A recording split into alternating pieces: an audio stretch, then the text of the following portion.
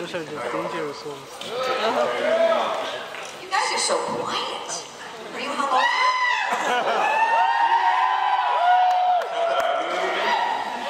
I don't think we designated a cheerleader for this panel. Is that person still here? Jennifer?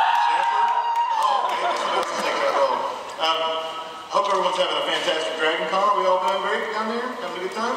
Yeah. How about the audience? You guys having a good time this weekend?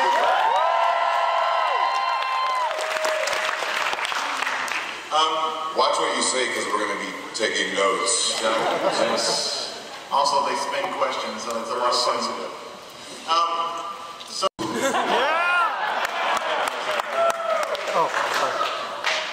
Anyone who walked in when I was changing.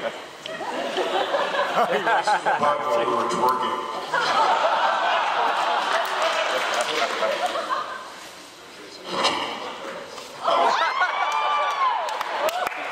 Oh Lord, it is beginning already. Boobs. What exactly are they? They're simply the breasts. 7 years. 7 years, and you wonder why they killed me off.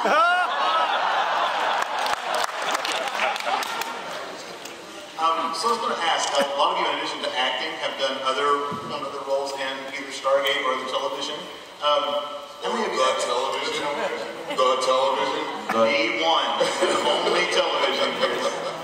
Yeah, but directing, writing, things like that. Have any of you either aspired to do that or done that? And tell us a little bit about that. I can say this man is an amazing writer, and for you Stargate fans, do you remember what episode he wrote? Thank you. Thank you very much. Which one was it? That was a great one. Yeah. Touch my... What? Gaseous clay? Gaseous? Which one did you direct? Changeling, Birthright, Warrior. What was the sequel to Birthright? Birthright. Sacrifice. What?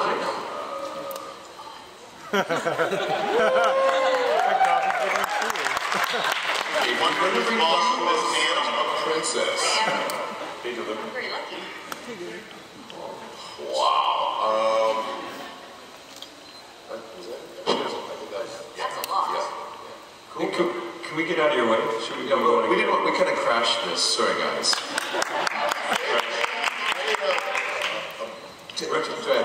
We just wanted to crash. That's all. We had a fan breakfast with some amazing people this morning. We've had a lot of interest with people coming by, and now we've decided that there is another day tomorrow where breakfast could happen if you wake up and eat or whatever.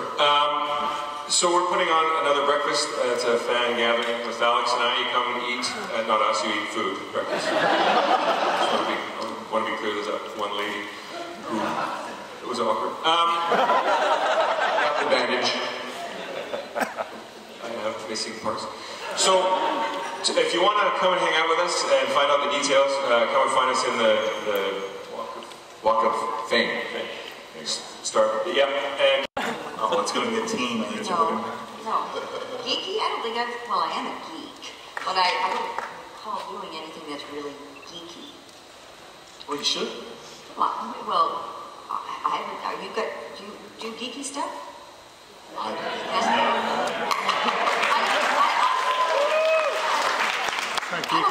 What is the definition of something geeky?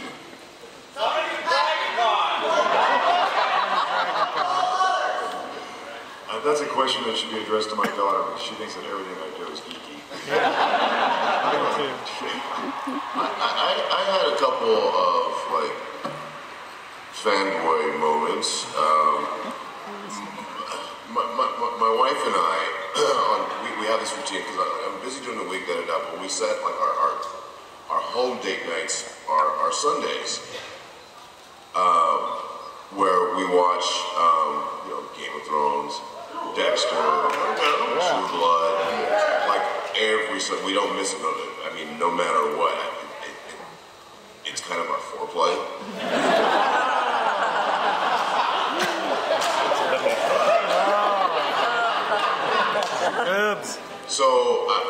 I've traveled with Kirsten Bauer a lot of times, and so I'm over my geekiness with her. But my first words to her upon meeting her was, "My wife and I make love to you."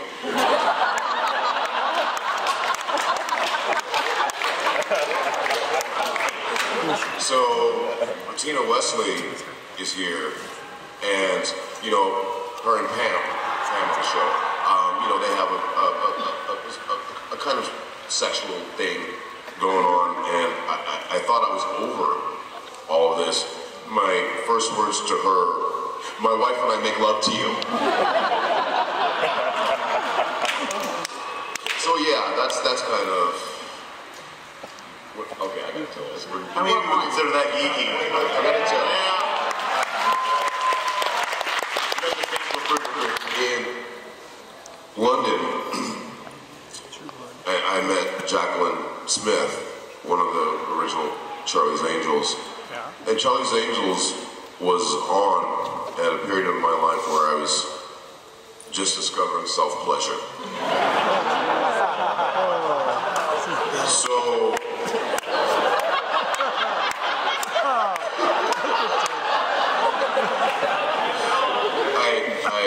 do I have to press the Teryl button? Teryl? I was overcome.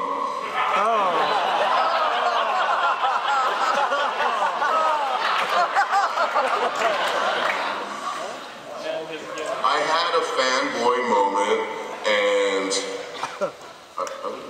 there's no kids in here. Well, fine trying to ask him. You might want to cover his ears. Well, yeah, I've already inducted you into it.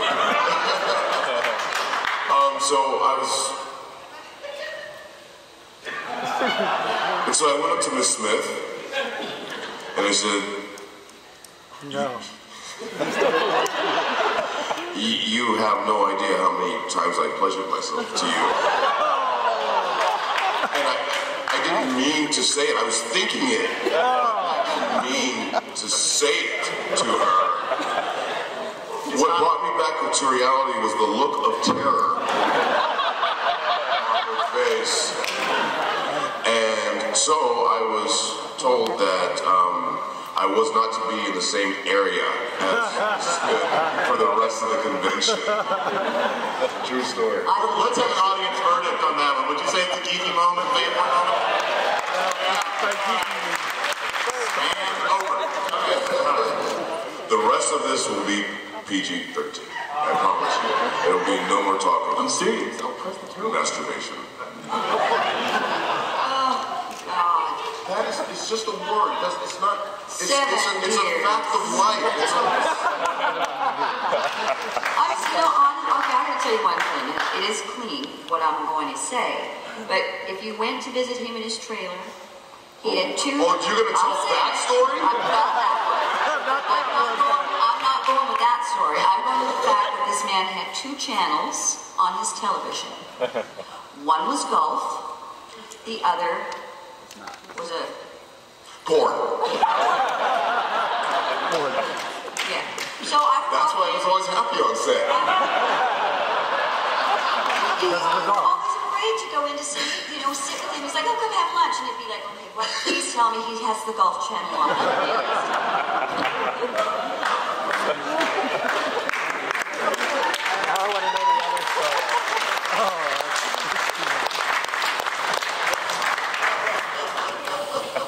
So, Mitch, what do you have to say? Yeah. Did you guys have porn in your shows? Or next time? Never. It's all taking place in the truth was out there. Do we have other questions, Jamie? Or this is perfect Sunday DragonCon talk. Sunday at DragonCon.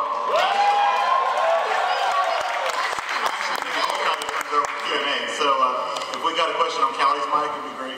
Or did they give you a little warning beforehand, and then what did you do after you found out? Well, funny you should ask. It was January, I guess, and I was doing a play, and I got a phone call from Robert Cooper, who was one of the writers and producers of the show, and we were talking about this play. Is it going to have some difficulty with conflicts? We were just talking about logistics, right, about the filming schedule. And I said, no, it's all going to work. And he said, well, listen, swear to God, quote unquote, listen, while I've got you on the phone, how would you feel if we killed you off? I'm serious. I'm dead serious, quote unquote. And I was like, are you kidding me? You're asking me how I would feel to be killed off the show? Not so good, Robert. I'm not really happy about that. And I said, well, what's going on? He says, well, it's going to be the last season. Right. It's going to be the last season, and we want to kill off a character that a lot of the fans, love. And I said, well, what about Rick? Nobody's getting the love, it's him. But yeah, sadly, it was old Doc Frazier. So that's how that happened. Yeah, so I did have some notice on it, and he did tell me at the time that the premise, the storyline that they were going to use to kill her off, and he knew that I was a big. I support the troops. I think it's what they do is just amazing. And I don't like what they have to do, but I support what they do. And anyway, when he said how it was going to be done, I was honored that I was saving somebody out in the line of duty. So yeah, I think it was a lovely written script. I've not seen it. I cannot watch it. And I know, and I'm such a sap, guys. You know me. I mean, I bawled my head off at reading the script. So yeah. I've said for years. I mean, I made no secret of it. When people ask me what's my favorite episode, and I said to do, I always answer to do or to watch. The best episode we ever did were Heroes 1 and 2. I mean, there were episodes where they were funny, there were episodes that had a lot of action, but that's the one episode. Those two episodes are the episodes where we got everything right, and your performance was just devastating. It was so wonderful to watch. You're missing out. Maybe I'll tune in.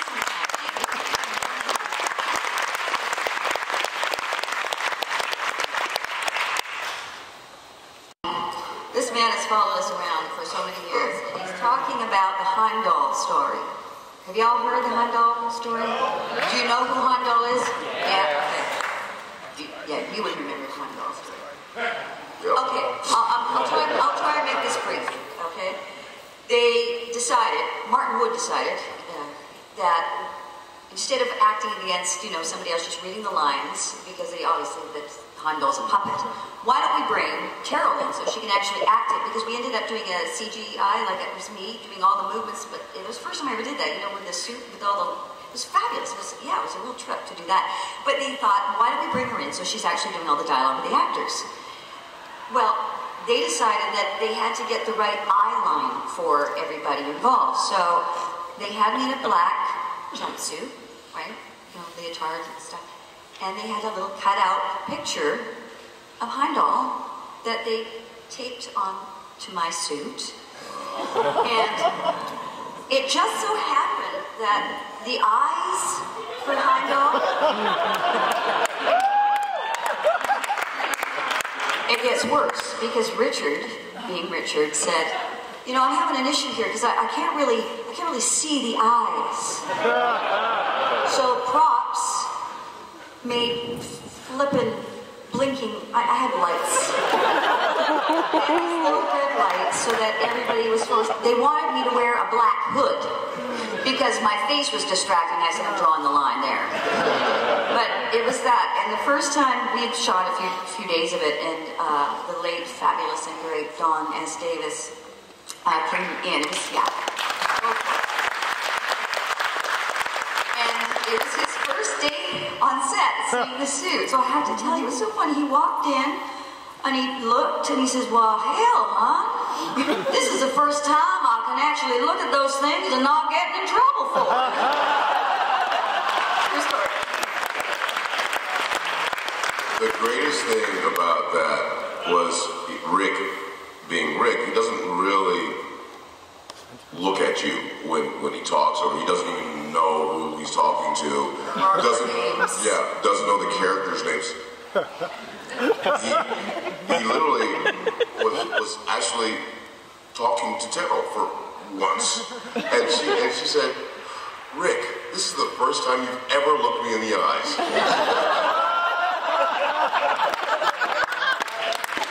Okay, one more real quick thing. Do you remember this? Were you out there that day? Because it was joke after joke, obviously, about the whole thing.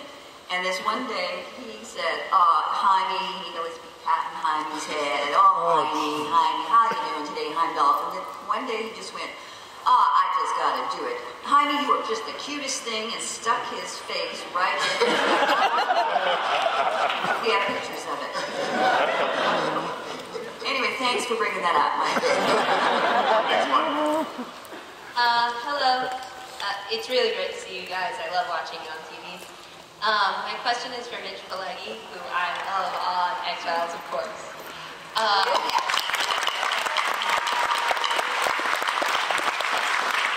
And I was wondering, how was your experience on X-Files different from your experience on Stargate, and kind of how you translated those experiences into your characters?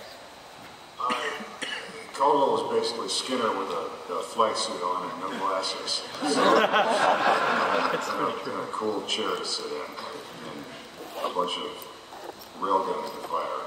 It was, I think there was a lot of similarities in the character. I don't know, that's the only thing that I can do, I don't know. It was a trip to be able to go on to Stargate Atlantis and have my own spaceship and fly around and shoot at things, and command them to shoot at things, and it was a lot of fun and great cast to work with, and I wish that I had the opportunity to go over and work with you guys, but I was never asked to, so screw on. But I mean, both of them were great shows to work on. I've been very fortunate to have the opportunity to work in so many different shows in this genre. I feel very blessed to have had that opportunity. Did you like Joe Flaherty? Mr. Flaherty? For the people that were here, Rick didn't know that his name was Flanagan. He called him Flaherty. Yeah.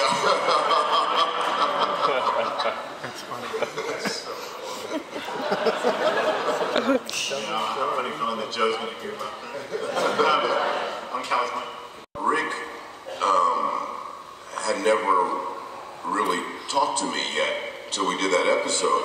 And, true story. We'd say good morning and hi and all that stuff, but we had never really had a conversation. So when this episode came out, Rick was like a 12-year-old. He kept coming to my trailer and asking me if I could juggle, if I could do this, if I could do that, and blah, blah, blah.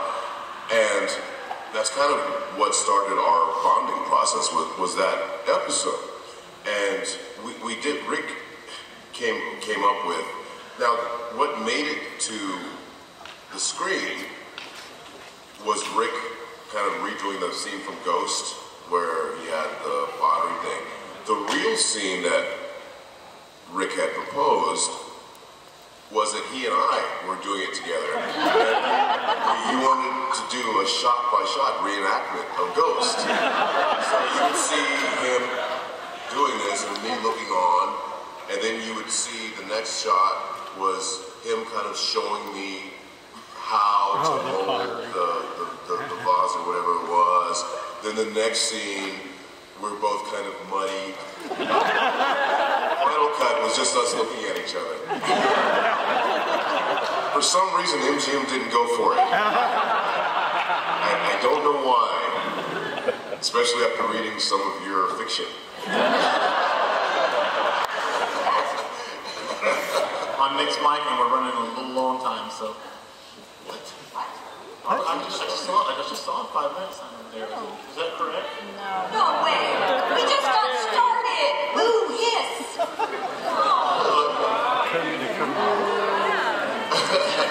Over here on Nick's mic. Hi guys.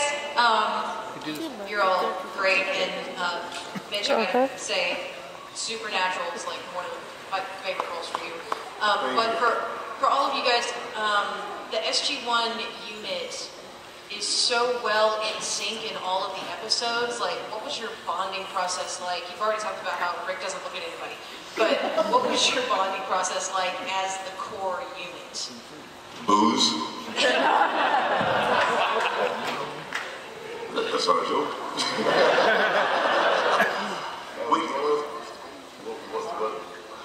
What was our bonding process? The bonding process? You know what? We just did.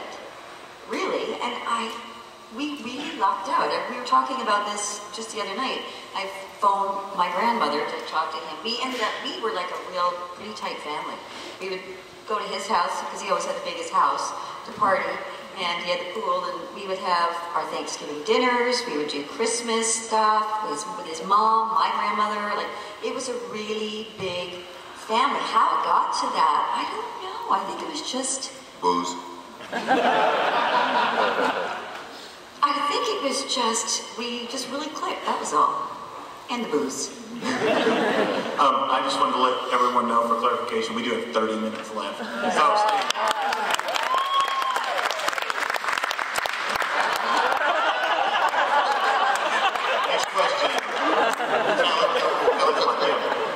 Hi, this question is for Mitch. I want to know how much of your real-life experience you bring to your character in Dallas towards Judith Light, towards Emma's character. On Dallas? Well, it's, I mean, how much am I like Ferris Ryland? Hopefully not. Yeah, I started doing theater in Austin, Texas, and I used to, 30 years ago, I used to drive up, I don't know if anybody's already heard this story, but 30 years ago, I used to drive up to Dallas and work as an extra on Dallas when they were shooting.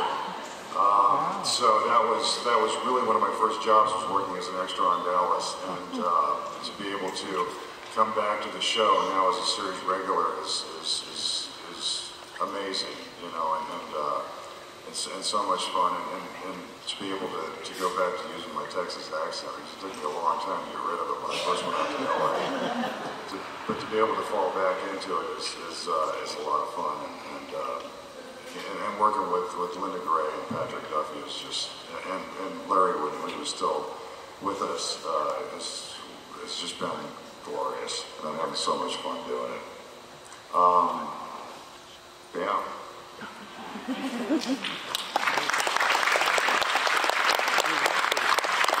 Good job of it. I wonder if you comment a little bit on the writers and how they would do that. On the writers? Yeah, your comments on the writers. What do you think about the writers on Stargate? Well, first of all, I mean, they were fantastic. They are fantastic, and they are science fiction fans themselves. And I think you can tell that through their writing and you can see their great love of different shows and different, and their love of the genre itself. And they never pandered. They realized that the smartest audience is our sci-fi audience, our sci-fi fans. And they always took it with great respect, and that if their writing wasn't up to snuff, that you guys would let them know. So they always took it very, very seriously. Because you all are very unforgiving. They are. But loyal. Yeah, truly loyal.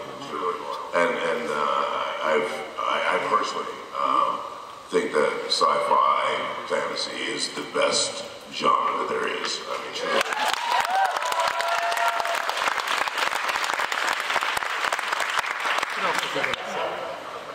And watch my new show.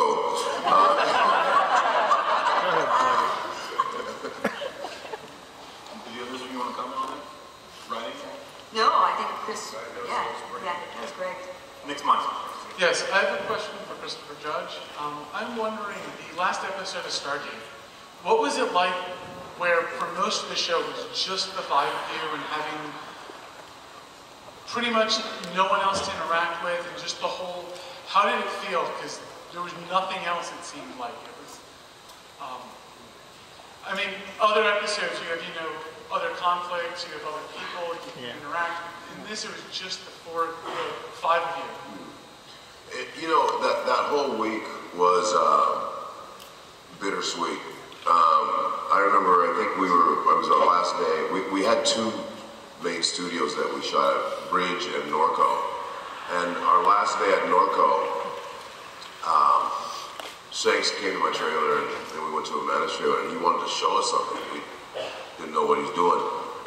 And we walked to the particular stage that we had shot our very first scene in, which was one of the prison scenes from the pilot. And everything had been taken down, it had all been kind of deconstructed. And we walked in holding hands and said, this is where it all started. And we all just broke down crying. And it was a week of that. It was a week of people coming and just absolutely breaking down. And when we shot, it was weird because we had, Bo was kind of an enigma to us. He was like a legend. He would come in and do a scene here and there and a scene, and we all really enjoyed him and all that, but it was kind of one of the only episodes where he was kind of in like every scene almost. And so to get to spend that week with Bo also, to get to see how funny he is and what just a lovely human being he is. It was just, it was a week of stuff like that. And and I know you asked about what it was like for Tim, but it wasn't even that. It was just a week of us really reminiscing and talking about this whole 10 years. And every scene was about that. But the scenes where we're in the dining room, we're all laughing. It was Bo telling the dirtiest jokes. And you don't expect that from Bo Bridges. Yeah. You know, you don't expect Bo Bridges to say there once was a girl from Nantucket. So it was absolutely, it was just a fabulous week. And it was, I mean, it was truly magical that week, you know. But,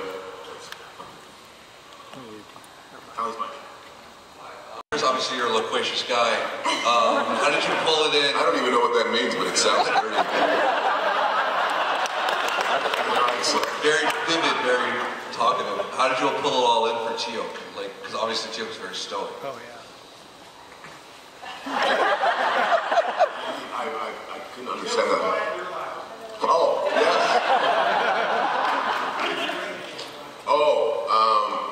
How did I thought about my ex-wife.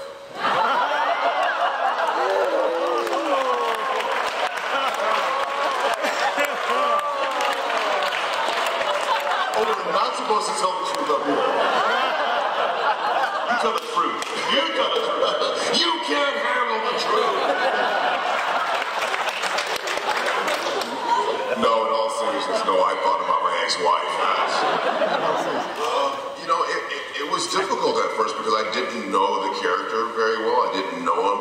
And when I got out of character, I mean, I couldn't really, because I didn't know if I'd be able to find him again.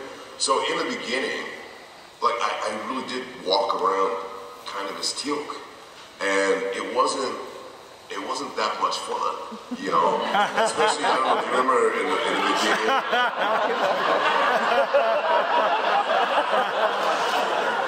Okay, I gotta tell a story. When did you walk around like Teal'c? In the beginning, during the pilot.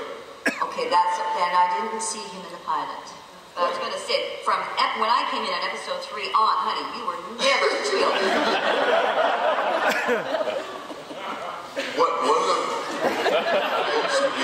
I used to like my booze. Used to? You tell the truth. I mean, I still like it. I just don't partake in it as often as I used to. So a lot of what shaped Teal'c was hangovers.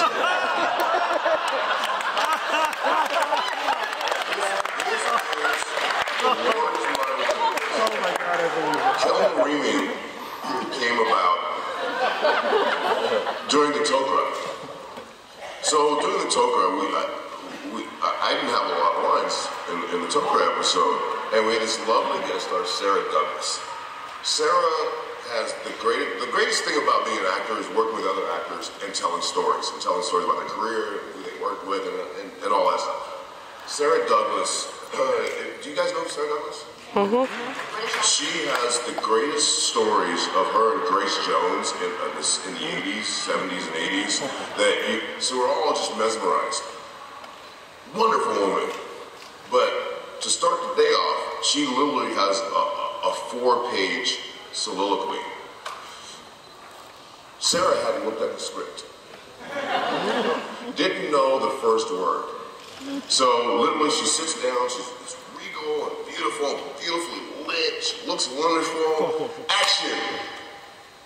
Line. It's Sarah, she's joking, she's kidding. Didn't know one word. So it was, and I was so hungover. So we didn't have time to shoot a lot of coverage other than Sarah. So I was in like a 3-shot and I was over Amanda's shoulder. So if you watch the episode, I fall asleep because we didn't have any other coverage to cut to. So the next episode, and Peter Delaware had seen it. And so Peter's first episode that he was directing, I would fall asleep at the briefing room. And he would yell out, "Chris, are you sleeping?" And I said, "No, I'm meditating." He's like, "About what?" And I said, "I'm an alien.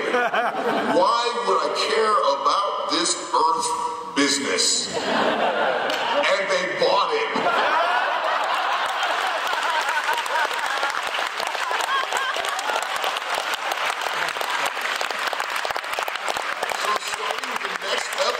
They would write in scenes where I was meditating. So all that stuff you saw, all in candles, all that stuff where they do those scenes where I'd be sitting there, it all came from me being hungover.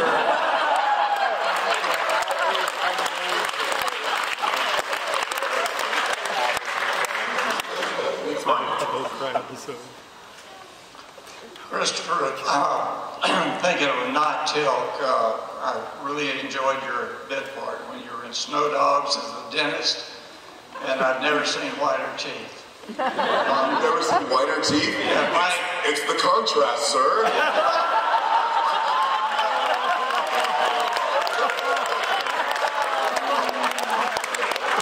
That's cute. This is a question for the whole panel, but how old were you guys when you first got into this business, and can you elaborate a little bit on that, please?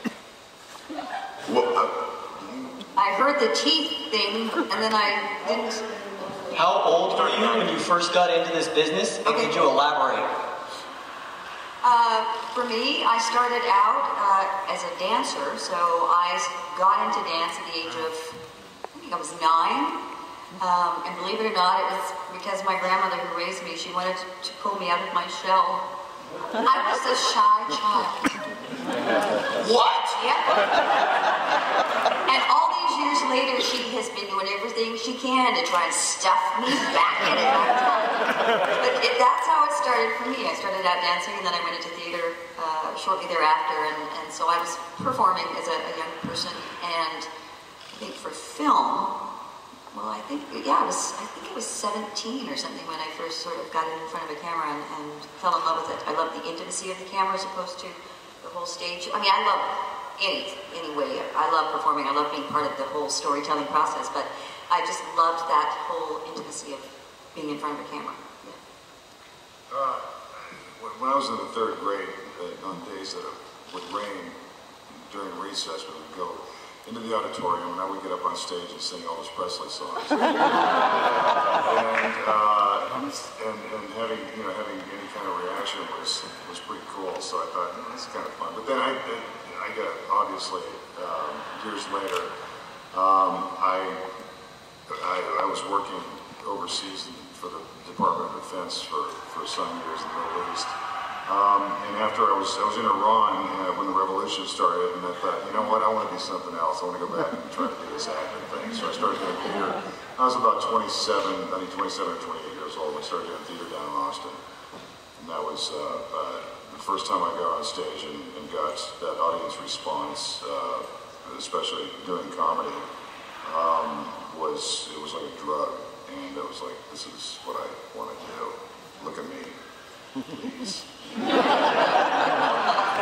me a lot of money for it. I was an athlete when I was younger, but I was only an athlete as a means to an end. I knew from the time that I watched Sounder. I watched Sounder when I was about 5 or 6 years old, and I knew from that moment that I wanted to be an actor. And I was fortunate because right out of college, it was the early days of Fox. So Fox had 4 regional contests to host your own show. It was also the early days of MTV. So it was your own kind of talk show, MTV format type show. And I won the Northwest one in 87. In 87. So right out of college, I had my own morning show. And kind of just went from there. My first scene ever, my first day on a real movie set, was Bird on a Wire. My first scene ever was with Mel Gibson and Goldie Hawn. And lovely people, but I was very, very nervous. And so the first thing I have to do is drive down this alley in a car. The stunt coordinator says, no matter what, don't stop. They're all stunt people. Okay, so I'm barreling down this alley, this lady freezes. And so I'm thinking, like, is there a gag? Is there something? So at the last minute, I slam on the brakes, and I literally missed this woman by inches. Turns out, she's an extra. That's my first scene. So during the course of this day, I have a fight with Mel, where Mel kicks me into a table. It's supposed to be rigged, so the table splinters, and da-da-da, blah, blah. And I asked the stunt coordinator, like, so, this is all everywhere. He's like, no, they're all stunt people, they're all stunt people. Okay. So Mel kicks me to this table, the table shatters. One of the fragments of the table goes and hits an extra in the jugular. So there's blood spurting 6 feet in the air. And as I find out, they're not stunt people, they're just extras. So I kind of rethought my career after that day. But yeah, that was my first day on a real movie set.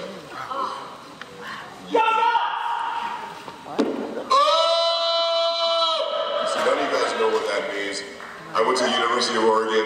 That's our deal. They'll be ranked #1 in the country very soon.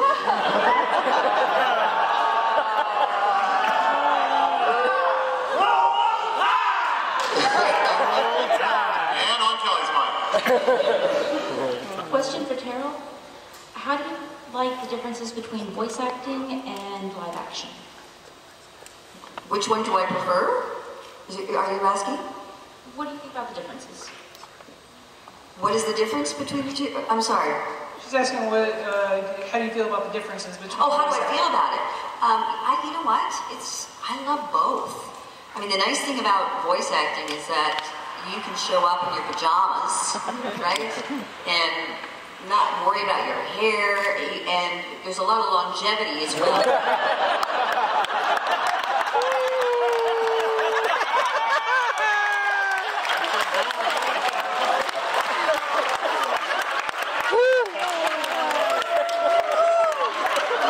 Put our heads together and make ass out of ourselves.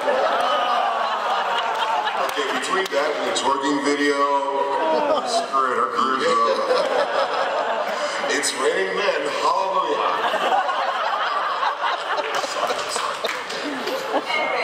Some people don't have to worry about their hair. That's really the only difference. And with animation, you get to be as big as you want. Again, it's like going way over the top. But it's still, they're both great. throw a lot of memes too. Right. Right. It's exactly the same for me, well, especially when I used to do it, because you can show up hungover at either one of them. So.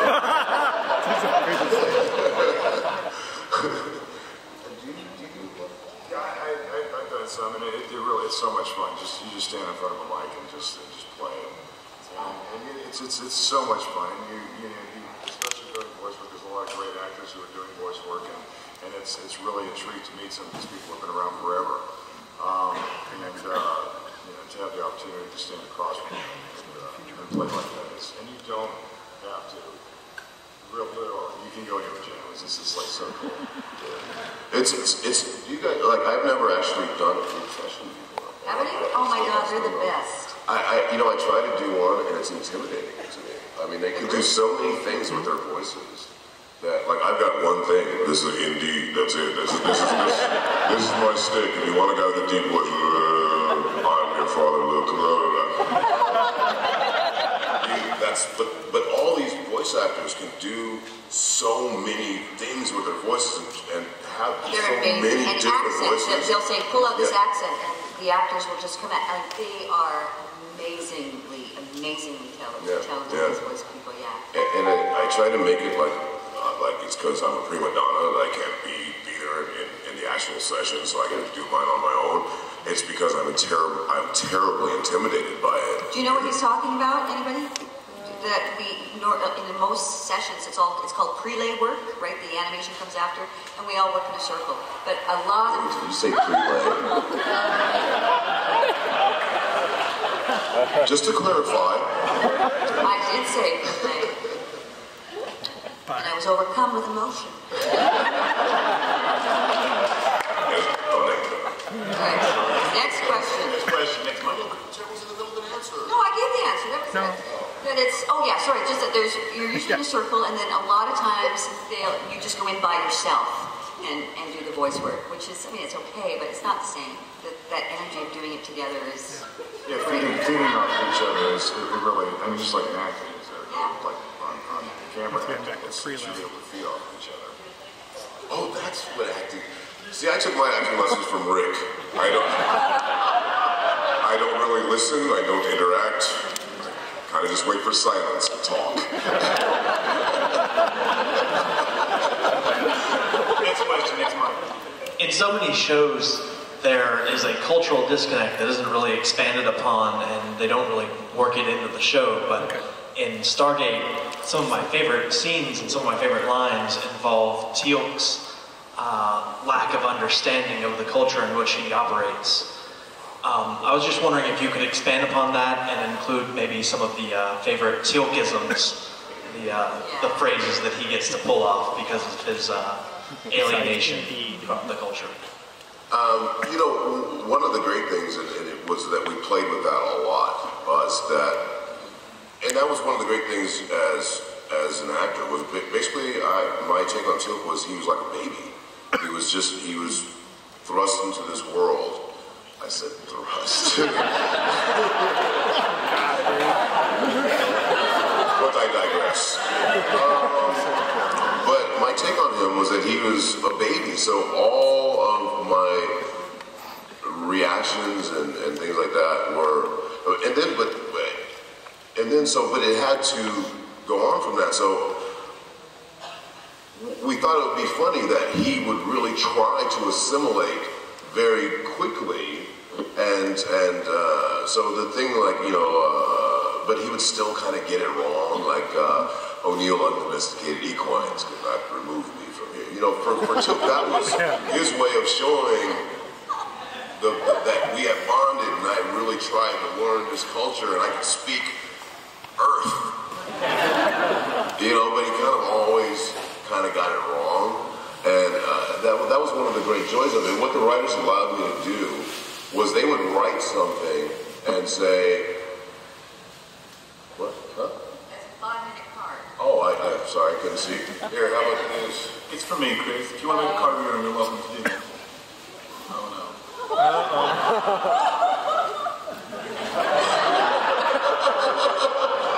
No, we want to see it. I was taking notes. So yeah, what the writers allowed me to, and I was kidding, by the way. You know, I did that. That's love. That's love. The F word is a noun. It's a person, place, or thing.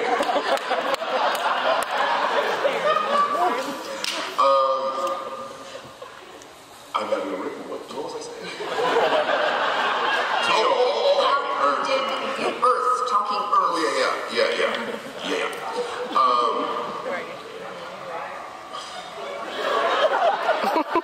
Just say indeed. Indeed.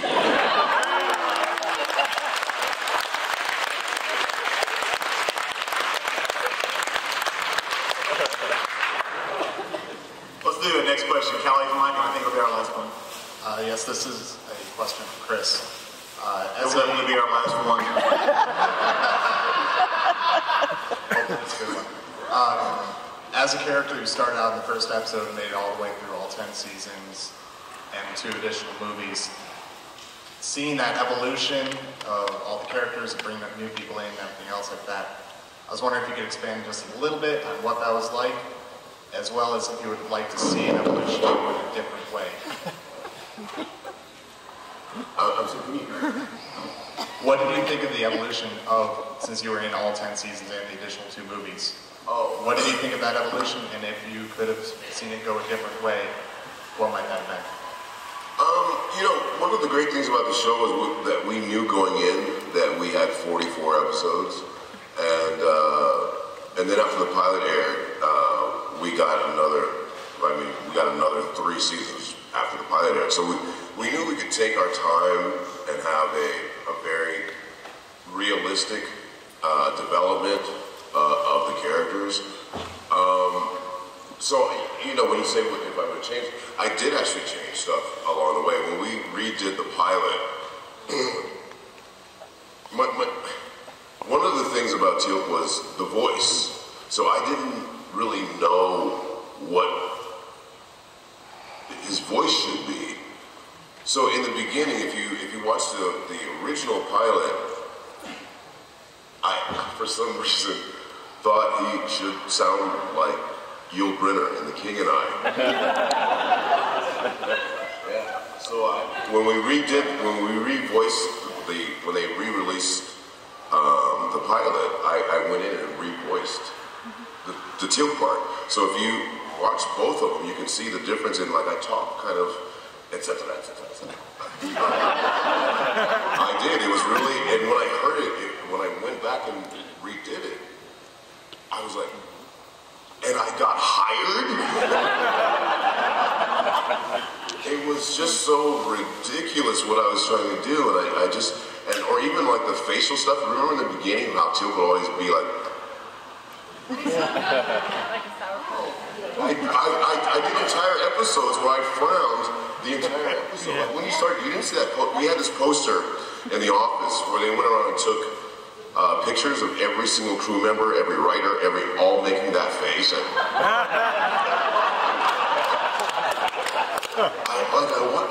what was I thinking? That's good.